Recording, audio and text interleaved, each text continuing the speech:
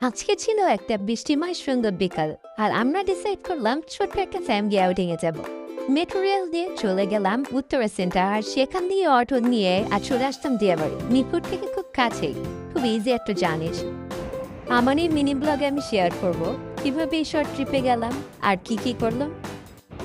চলুন শুরু করা যাক আমাদের এই শর্ট ট্রিপের জার্নি।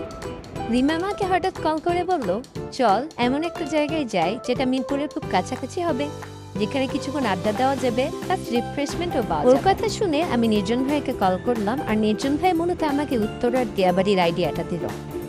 আমরা যখন মেট্রো রেলের জন্য অপেক্ষা করছিলাম, তখন রিমা স্টেশনে দাঁড়িয়ে রেডি হয়ে নিচ্ছিল। অফিস থেকে ডিরেক্ট আসার কারণে ও রেডি হওয়ার সময় পাইনি। ফাইনালি আমাদের মেট্রো রেল চলে আসলো। মেট্রো রেল দিয়ে জার্নিটা ছিল সুপার ইজি। মিরপুর থেকে Uttara centre just few minutes, আর এই শর্ট রাইডটাই ছিল গল্প, হাসি আর এক্সাইটেড ফেসেস।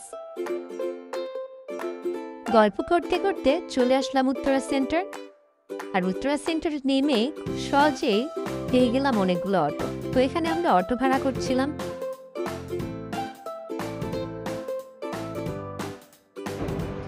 অটোতে বসে বাইরের ভিউগুলো দেখতে দেখতে যাচ্ছিলাম। এত চমৎকার একটা ওয়েদার ছিল, অনেক বাতাস আর মেঘলা একটা ওয়েদার, জাস্ট মনটা একদম শান্ত করে দিচ্ছিল। আর দিমা এখানে মুখটা কাভার করে রাখছিল যাতে ওর মুখে কোনো ধুলাবালি না আসে। তো এটা নিয়ে আমরা অনেক মজাও করছিলাম। ফাইনালি আমরা আমাদের ডেস্টিনেশনে চলে এসেছি। এত ভালো লাগছিল কি বলবো, সুন্দর একটা ওয়েদার, তার উপর দেখে মনে হচ্ছিল আমরা ধানবাড়ি লেকের একটা ওপেন ভার্সনে চলে আসছি।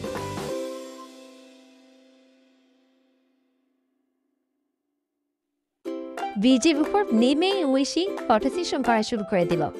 ঘুরতে আসবো আর ফটো সেশন করবে না, এটা কি আর ভয়? আপনারা হয়তো ভাবতেন এখন আমিও ফটো সেশন করার জন্য দাঁড়িয়ে পড়েছি। আসলে ঠিক তা না। ভাবলাম আপনাদেরকে দেখাই লেকটা দেখতে কেমন আর আশেপাশে এনভায়রনমেন্টটা কেমন ছিল।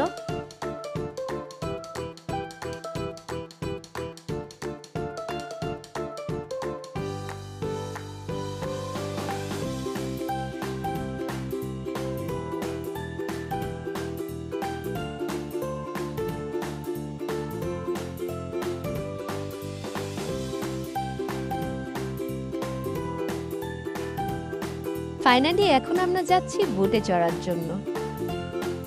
ওয়াও, কি চমৎকার একটা ওয়েদার! আর তার মধ্যে যদি একটু বোটে চড়া যায় আর এরকম একটা স্নিগ্ধ বৃষ্টি পাওয়া যায়, এটার ফিলিংসটাই অন্যরকম।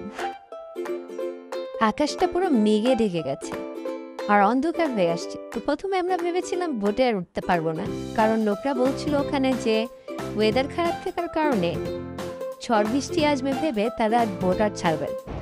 লাকিলি তারা রাজি হয়ে আমরা বোটে চড়তে পারলাম। হয়তোবা তারা রাজি না হলে আমাদের মনটাই খারাপ হয়ে যেত।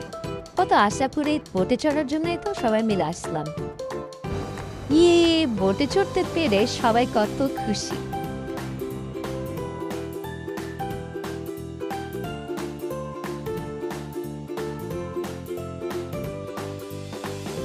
এত সুন্দর একটা ওয়েদারে বোটে চড়ার প্রত্যেকটা মোমেন্ট ছিল খুবই রিফ্রেশিং।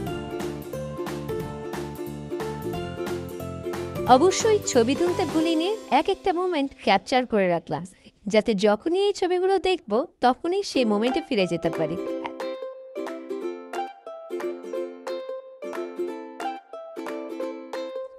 এখানে ওরা যখন গল্প করছিল, আমি ওদের কিছু ক্যান্ডিড মোমেন্ট নেওয়ার চেষ্টা করছিলাম।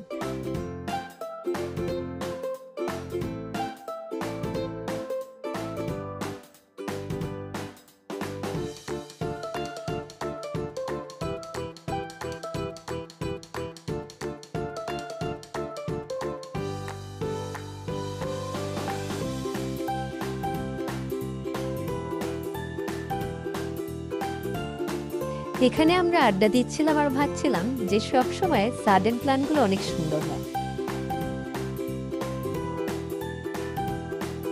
হঠাৎ বৃষ্টি পড়া শুরু করে দিল, টিপ বৃষ্টি। এই অন্যরকম একটা অনুভূতি। সবাই অনেক খুশি যে এরকম সুন্দর একটা ওয়েদারে এত সুন্দর সুন্দর মোমেন্ট কাটানোর জন্য। সন্ধ্যা হয়ে আসছে আর আকাশটা একদম মেঘলা আর বৃষ্টি পড়ছে। এ এক অপরূপ সৌন্দর্য সবাই যখন বসে বসে দেখছিলাম তখন অনেক ভালো লাগছিল। এরকম মেঘলা বৃষ্টিময় একটা ওয়েদার সবসময় আমার খুবই পছন্দের। তো ঘুরতে আসবো আর কিছু খাবো না তা তো হয় না, এটা হলো আমাদের সবচেয়ে ফেভারিট পার্ট। সেটা হলো কিছু খাওয়া দাওয়া। ঘুরতে আসলে ফুচকা তো খেতে হবে।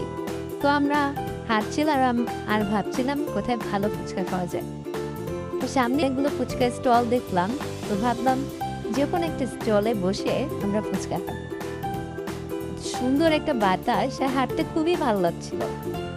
তো এখানে রিমা আর আমি কিছু দুষ্টামি ফাইজলামি তো করলামই আর গল্প করছিলাম যে অনেকদিন পরে একসাথে এত সুন্দর টাইম কাটালাম। আমরা বসে পড়লাম ফুচকা খাওয়ার জন্য।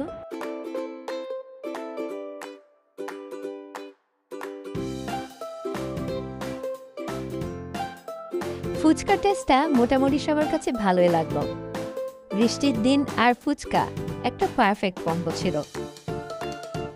এমন ছোট ছোট আউটিংগুলো সবার দরকার। ফ্যামিলির সাথে এক একটা মোমেন্ট ক্রিয়েট করা, আড্ডা, ঘোরাঘুরি, খাওয়া দাওয়া, এক একটা মোমেন্টের জন্য অনেক থ্যাঙ্কফুল লাগছিল।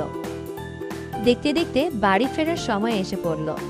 বৃষ্টি, ঝড়ো হাওয়া আর এই বিকালের ছোট ট্রিপটা ছিল অনেক রিফ্রেশিং। ছোট একটা দিন, বড় বড় মোমেন্ট। আর এই ধরনের ফ্যামিলি আউটিং আবার হবে আশা করি। আবার দেখা হবে নতুন কিছু মেমোরিজের সাথে, দেখা হবে নতুন কোনো গল্প নিয়ে।